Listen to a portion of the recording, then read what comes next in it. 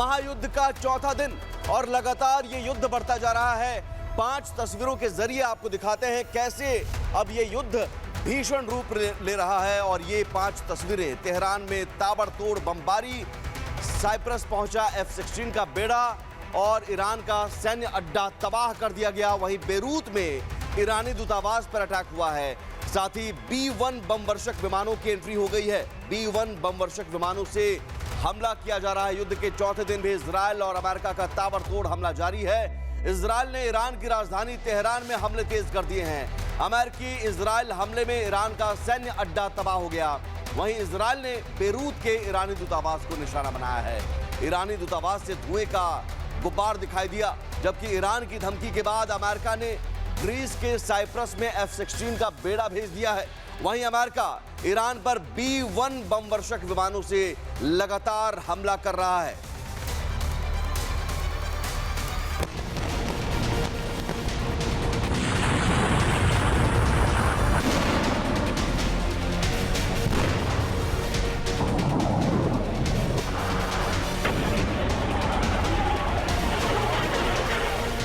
Tehran में आसमान से बरसती आग, धुएं का गुब्बार,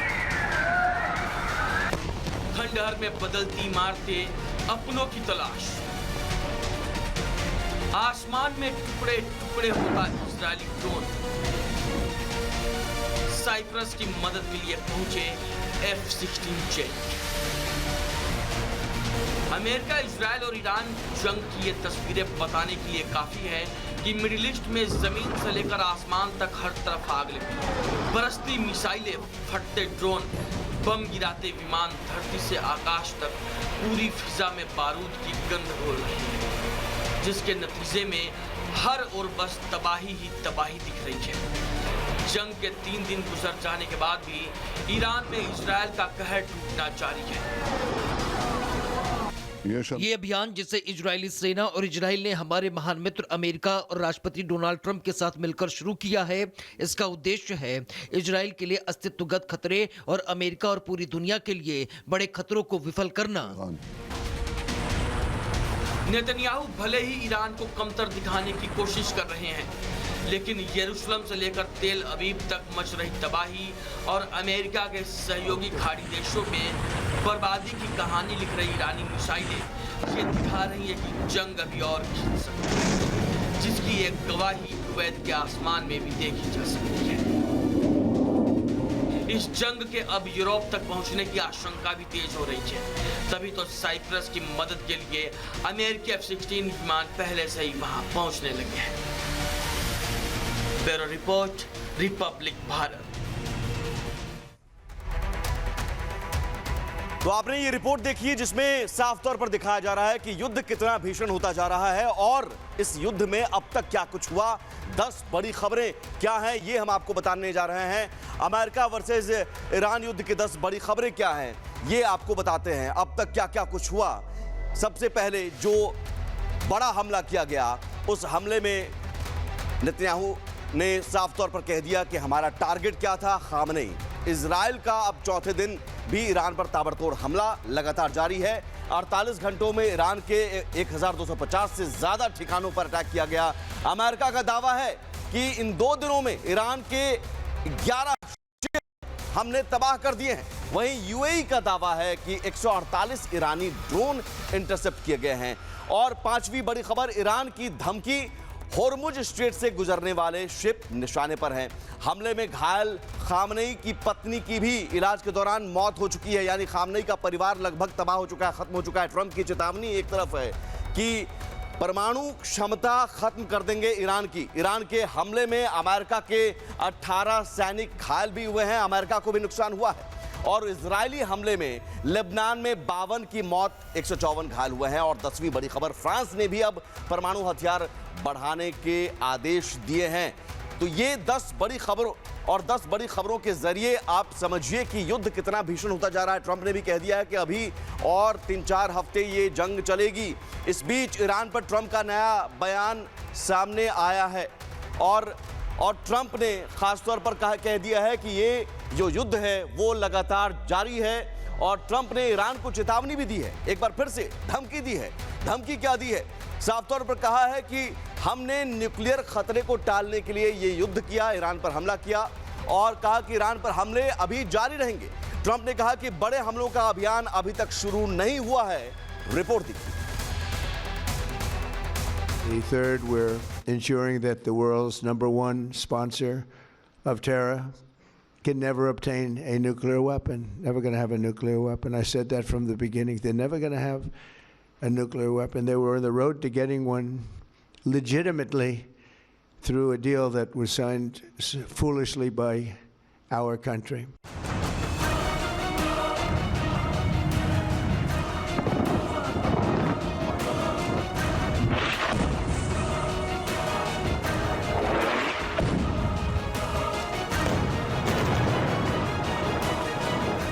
ट्रंप के तेवर से आप समझ ही गए होंगे कि युद्ध फिलहाल रुकने वाला नहीं है।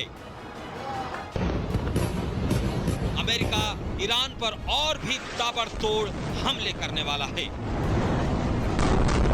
लेकिन ईरान भी झुकने को तैयार नहीं है और वो अमेरिका के सहयोगी देशों पर लगातार मिसाइलें दाग रहा है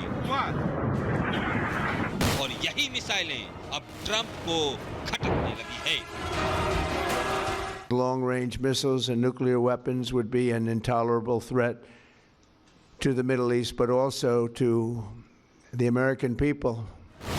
अमेरिका और इजराइल मिलकर ईरान पर ताबड़तोड़ हमले कर रहे हैं।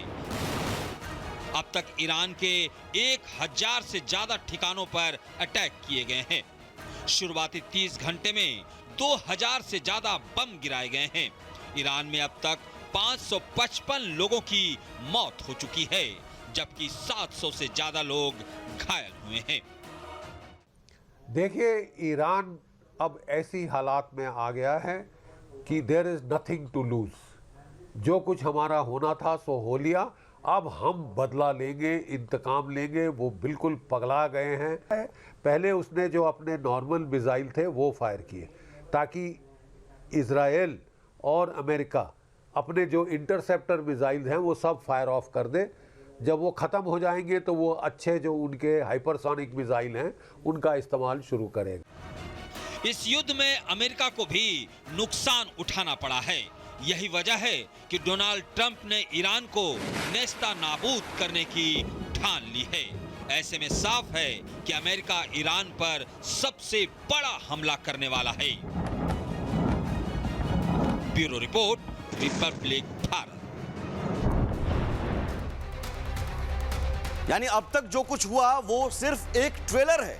ईरान, इजराइल, अमेरिका के बीच छिड़ी जंग अब भीषण रूप लेती जा रही है और बारूदी धधक से ये न्यूक्लियर वॉर की तरफ रुख कर चुकी है। आखिर ऐसा हम क्यों कह रहे हैं, ये रिपोर्ट देखिए।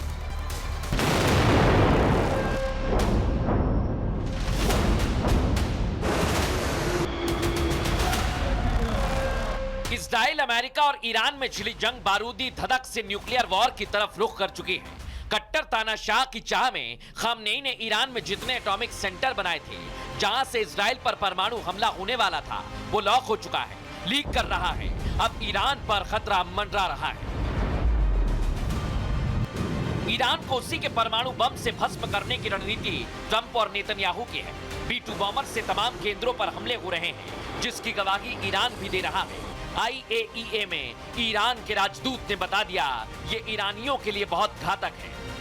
यानी जिस हथियार से ईरानी इजराइल को भस्म करने का ख्वाब देख रहे थे, अब उसी हथियार की जद में खुद आ चुके हैं। धीरे धीरे रेडिएशन लीक हो रही है, खतरा तेजी से बढ़ रहा है, जिसकी जद में पूरा ईरान आने वाला है।